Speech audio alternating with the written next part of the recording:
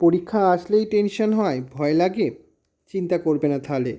আজ তোমাদের জানাবো পরীক্ষার ভয়কে শক্তিতে পরিণত করার 5টা উপায়। প্রথম হচ্ছে, ভয়কে স্বীকার করতে হয়। ভয় পাওয়া খুব স্বাভাবিক, তবে ভয়কে যদি তুমি থামিয়ে দাও সেটাই সমস্যা। তাই আমি পারবো আর ভয়কে চ্যালেঞ্জ হিসাবে নাও। সঠিক রুটিন থাকলে ভয় অনেকটাই কমে যায়। তাই ছোট ছোট টার্গেট ঠিক করে পড়াশোনা করো। মেডিটেশন এবং শ্বাস প্রশ্বাসের অনুশীলন করো। এর জন্য 5 মিনিট গভীর শ্বাস নাও, দেখবে ভয় অনেকটা কমে যাবে। আর এর সঙ্গে সঙ্গে তুমি একটু মেডিটেশন তো করবেই, তার সঙ্গে সঙ্গে একটু গীতার শিক্ষার অনুসরণ করো।